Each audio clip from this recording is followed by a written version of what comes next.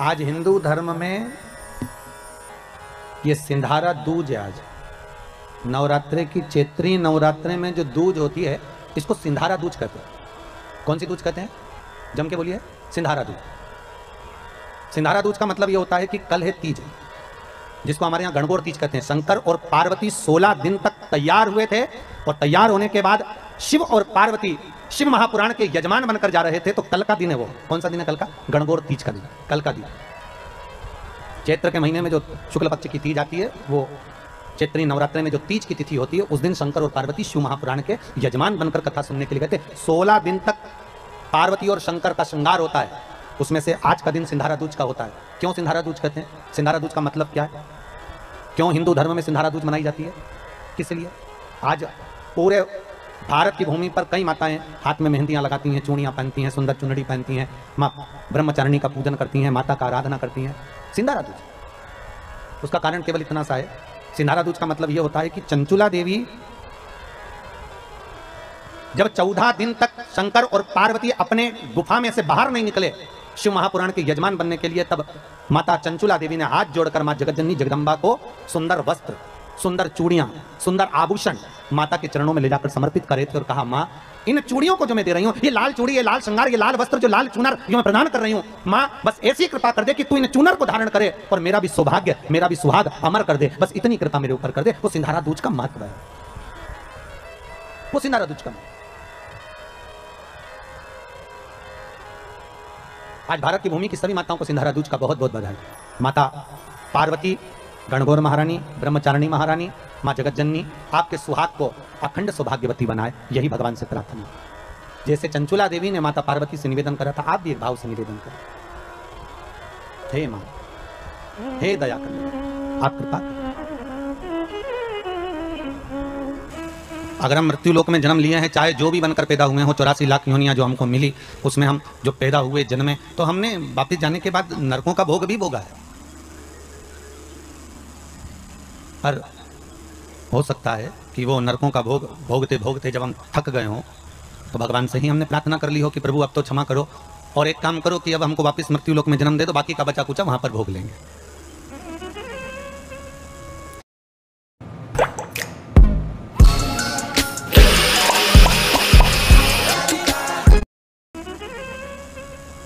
हम भी अपने प्राणों को त्यागने के बाद जब हम पहुंचे भगवान के दरबार में, हमने पहुंचकर भोग भोगा। हमने नरकों का भी भोग भोगा, हमने स्वर्ग का भी भोग भोगा, हमने नरक का भोग भोग लिया। पर जब नरकों का भोग भोगने के बाद हम थक गए, हम परेशान हो गए और बहुत ज्यादा हताश हो गए, तब भगवान से कहा, अब हमारी छुट्टी कर दो और हमारा एक पर्चा लिख दो, हम नीचे जाके ले लेंगे। अर्थात जो बचा कुचा भोग है, नरक का बचा कुचा दुख है, तकलीफ है, कष्ट है, वो मनुष्य के शरीर में हम नीचे आकर क्यों भोग रहे हैं? क्योंकि हम उस परमात्मा से पर्चा लिखवा कर लाए हैं कि हमको बाकी का भोग हम घर जाकर भोग लेंगे, हमको जाने दीजिए, हमको यहाँ रहना नहीं है, अब हमें यहाँ से मुक्त कर दीजिए, अब हमको यहाँ से जाने दीजिए, यहाँ सुख का भान नहीं हो रहा, अब हमें जाने दीजिए। बस यही जीवन है। दुख और सुख मानव के जीवन के पहलू हैं। और संसार सागर में अगर उसने जन्म लिया है, संसार सागर में अगर वो आया है, संसार सागर में अगर उसका जन्म हुआ है, तो संसार सागर में जन्म लेने के बाद उसको सुख और दुख का भान तो करना ही पड़ेगा, सुख और दुख का स्मरण तो करना ही पड़ेगा, उसको कर्मों का भोग तो भोगना ही पड़ेगा। इसलिए हम बार बार कहते हैं कि मत बुरे कर्म कर बंदे वरना पछताएगा, भगवान की आंखों से तू बच नहीं पाएगा, तू बच नहीं पाएगा। अरे ओ अज्ञानी मत कर नादानी। इस संसार सागर में जन्म लेने के बाद हमारे को जो भोगना है वो कर्म के अनुसार भोगना है, हमें कर्म के अनुकूल रहना।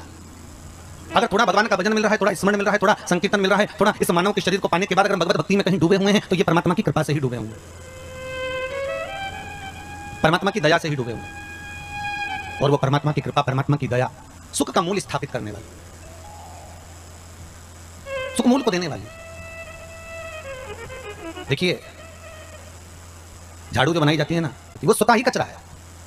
उस कचरे को साफ करने के लिए झाड़ू में बंधन होना जरूरी है। अगर वो बंधन होगा तो वो कचरा साफ करती रहेगी। उसी तरह संसार सागर में आने के बाद परमात्मा का बंधन इस मानव देह के साथ होना जरूरी है, इस आत्मा के साथ होना जरूरी है। जब ये मानव के साथ में, मानव देह के साथ में, इस आत्मा के साथ में परमात्मा का बंधन होगा, तो उस बंधन से वो संसार के काम, लोभ, विषय, आसक्ति, तृष्णा के कचरे को साफ कर सकता है। उस बंधन का होना जरूरी।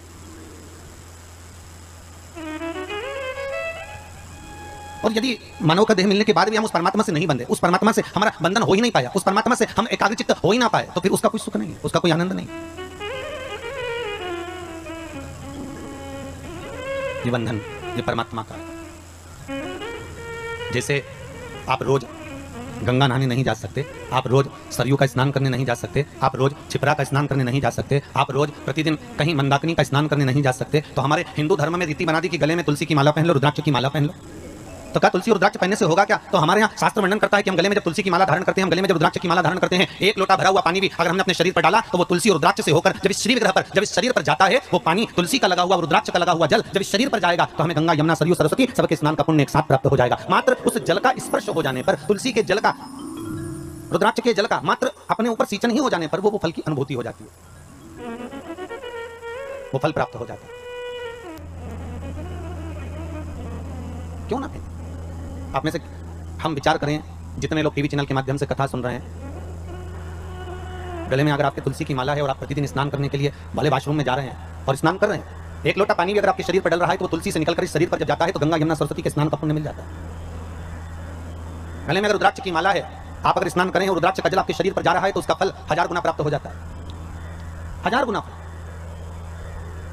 अरे कितना सुंदर भाव कहा है महाराज जी कि स्कंद पुराण में 16 मुखी तक रुद्राक्ष का वर्णन है, शिव महापुराण में 14 मुखी तक रुद्राक्ष का वर्णन। शिव महापुराण और स्कंद पुराण कहती है कि मात्र अगर रुद्राक्ष का जल ही, केवल एक रुद्राक्ष का, अगर असली रुद्राक्ष अगर आपके पास में है और उसको पानी में गलाया गया है और उसका जल ही अगर हम आचमन कर लिया तो उससे भी हजारों रोग हमारे समाप्त हो जाते हैं। मात्र रुद्राक्ष का जल का आचमन ही कर लेने पर वो औषधि का कार्य भी कर जाता है, वो आनंद की अनुभूति भी कर जाता है।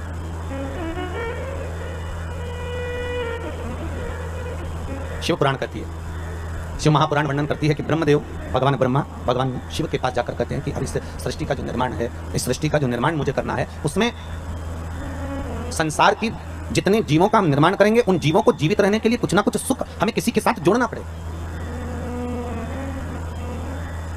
और जब तक हम इन सुख को जोड़ेंगे नहीं तब तक वो जीवित नहीं। जैसे मछली को बनाया तो सबसे पहले जल से पूछा गया, हे जल नारायण आप बताओ, हम मछली बना रहे हैं, आप इसको साथ दोगे? आपको जीवित रखना पड़ेगा इसको। तो जलने का क्यों नहीं? अगर ये मछली जब तक पानी में रहेगी, जब तक जल के अंदर रहेगी, तब तक ये मछली जीवित रहेगी। अगर ये जल में है, अगर ये जल में विराजमान, तब तक ये जीवित। बस इससे निवेदन केवल इतना है कि ये मछली जल से दूर ना जाए। मेरा संग अगर इसके पास में है, मेरा साथ अगर इससे जुड़ा हुआ है, तो ये फिर मरने वाली नहीं है, ये पक्का है। ठीक है, मछली से कहा आपको जल के अंदर रहना पड़ेगा, जल का संग मत छोड़ना, तो आप जीवित रहोगी। मछली ने काटी। फिर वृक्षों को देखा, क्योंकि 84 लाख योनियों में 20 लाख योनि तो ये वृक्ष पेड़ पौधों की है। इन वृक्षों को जाकर निवेदन करा कि अब आपका हम निर्माण कर रहे हैं, पर आपका निर्माण तो कर रहे हैं, पर आपको जीवित रहना है। तो पृथ्वी से कहा कि आप इन वृक्षों को जीवित रख सकती हो? पृथ्वी ने कहा क्यों नहीं। बस बात इतनी सी, अगर वृक्षों को जीवित रहना पड़ेगा तो पृथ्वी कहती है मुझसे जुड़ा रहना पड़ेगा। अगर ये मुझसे जुड़ी रहेंगे तो इनको मैं जीवित रख दूंगा, ये मुझसे जुड़ा रहा। और आप सब जानते हो, आप तो पांडेतारा के इस गांव में निवास भी करते हो और अपनी प्रकृति का स्मरण भी आप करते हो, तो आप सबको ये मालूम भी होगा कि पृथ्वी से जब तक वृक्ष जुड़ा रहता है तब तक वो जीवित रहता है, और पृथ्वी से जैसे ही वृक्ष निकल जाता है, उसकी जड़ें छूट जाती है, वैसे ही वो भी वृक्ष सूख जाता है, फिर उसका कोई महत्व नहीं रहता, फिर वो सूख जाता है, उसका महत्व समाप्त हो गया। फिर मनुष्य बनाया, मानव का शरीर का निर्माण करा। तो मानव शरीर का जब निर्माण करा तो ब्रह्मदेव ने डायरेक्ट जाकर भगवान देवादिदेव महादेव से निवेदन करा, भगवान शिव से, हर हर महादेव। भगवान शंकर ने पूछा क्या बात है ब्रह्मा जी, आज तो आप हमारे पास में आए हो क्या गया ऐसा, कैसे आना होगा? ब्रह्मा जी कहते हैं महाराज जी बस आने का कारण केवल इतना सा है कि अब हम मनुष्य का निर्माण कर रहे हैं, मानव शरीर का निर्माण कर रहे हैं, तो मानव शरीर को जीवित अगर रहना है, मानव शरीर को अगर मनुष्य शरीर को बनाए रखना है, तो उसके निर्माण में आपकी जरूरत है। शंकर जी ने पूछा वो कैसे? शिव जी से ब्रह्मा जी ने कहा कि संसार को अगर श्वास प्रदान करने वाला है, संसार को अगर दुख का नाश करने वाला है, संसार को अगर जीवित रखने वाला है, संसार को अगर मनुष्य देह को स्थिर रखने वाला है, तो वो देव महादेव है, वो शंकर है। तो आपसे निवेदन केवल इतना है कि हम मनुष्य का जब निर्माण करें तो हमारा भोलेनाथ, हमारा शंभू, हमारा शंकर, हमारा देवादिदेव महादेव इनको जीवित रखने में संग प्रदान करते हैं।